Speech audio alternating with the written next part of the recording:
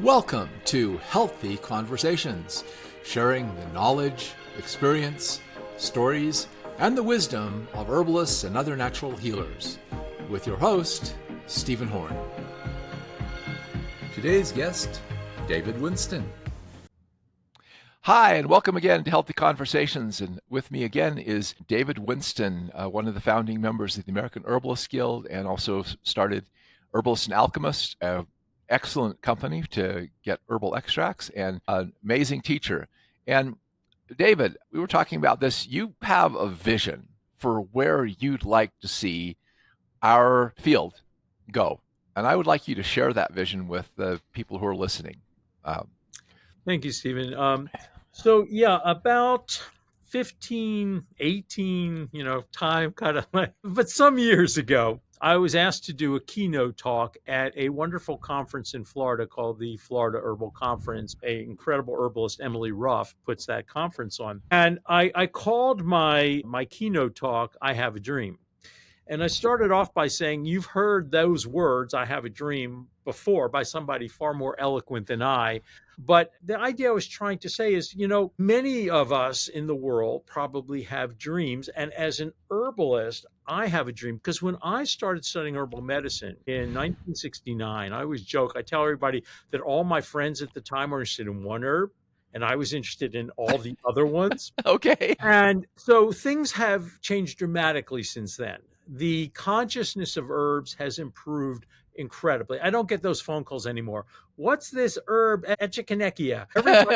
Everybody's heard of echinacea. Everybody's heard of turmeric. Everybody's heard of St. John's wort. And so certain herbs have become popular.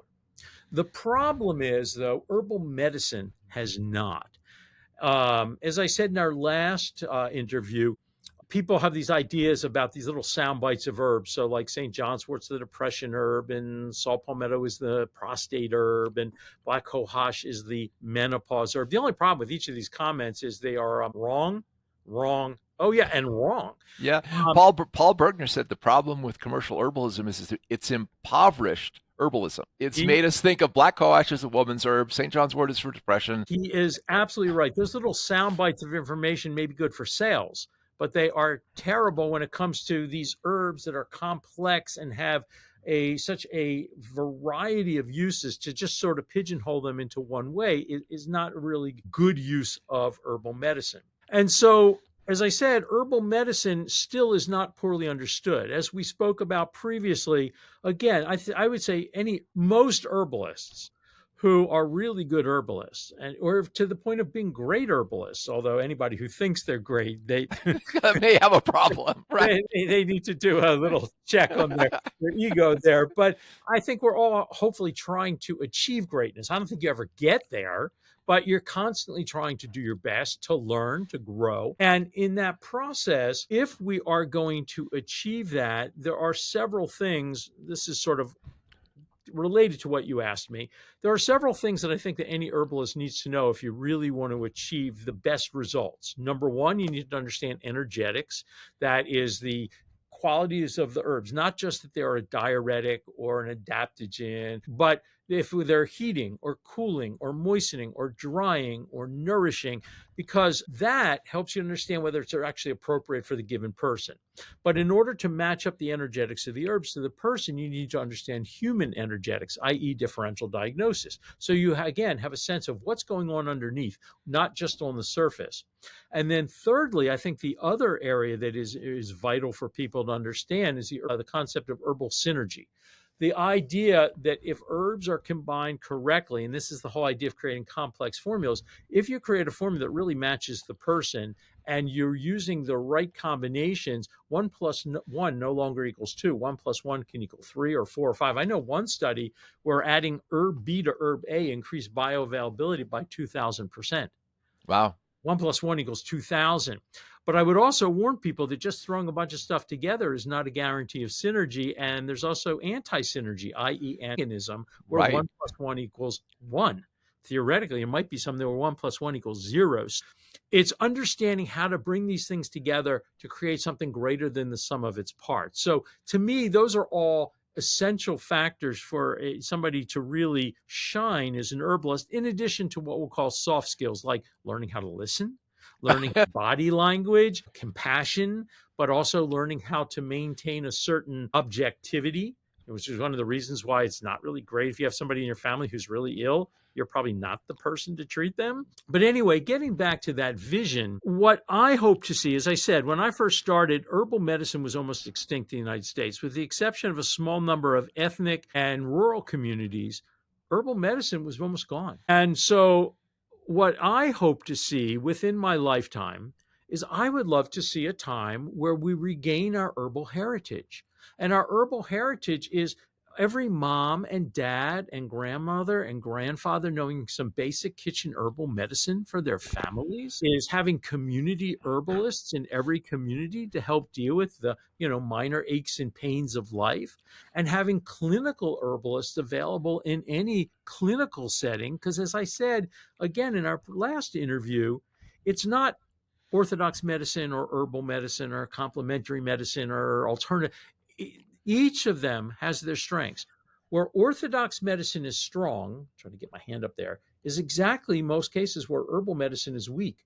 But the obverse is true. Where herbal medicine is strong is almost exactly where orthodox medicine is at its weakest. And so the two together are much more effective than either one alone.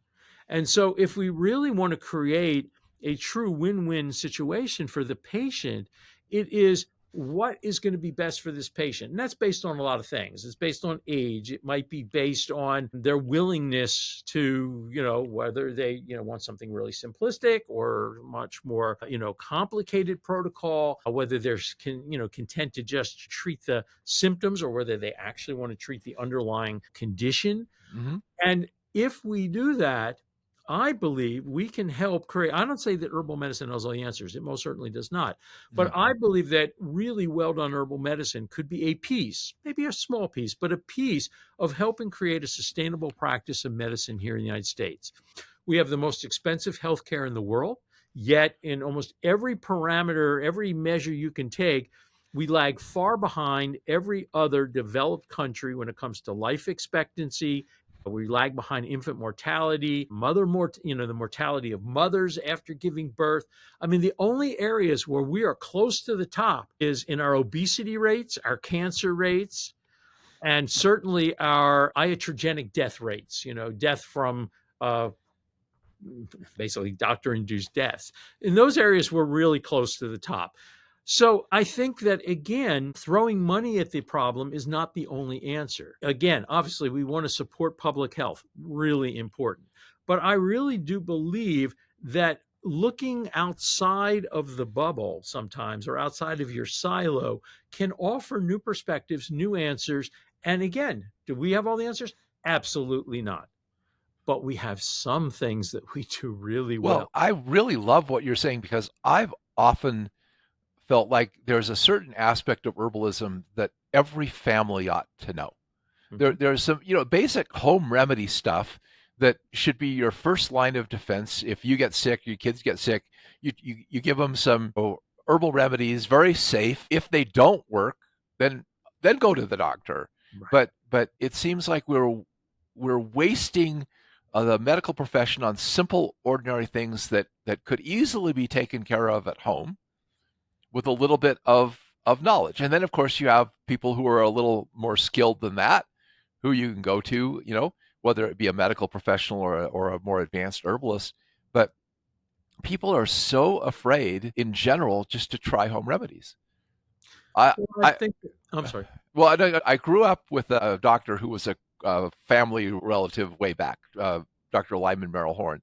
And he once told my mother, he said, people don't use home remedies anymore. I've been called to help people when I was sicker than they were. So even he thought that we were losing that fundamental knowledge that used to be part of the culture of what parents and grandparents understood. And that's because they grew up with it.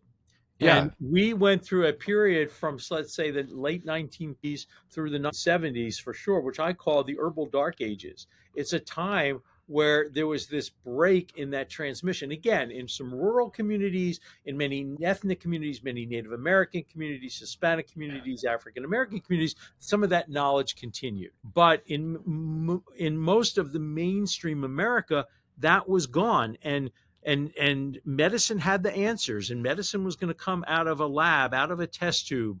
That's one of the reasons the great eclectic physicians who practiced from the 1830s up into the 1930s, 1940s disappeared. They were seen as old fashioned, using these herbal remedies. The modern world was all about, new discoveries, whether it be antibiotics or whether it be, before that, the sulfa drugs and all these new things. And part of it was simply that people looked at that as sort of yeah, that's something people used to do a long time ago. Nobody does that anymore. It fell out of fashion.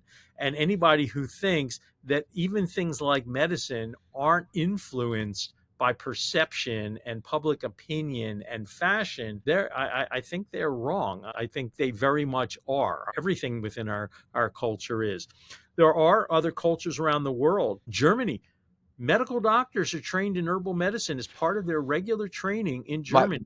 My wife is from Ukraine, and she said when they went to the doctor, they had, well, here's the herbal natural stuff you can use, and here's the medical stuff we can use. Which way do you want to go?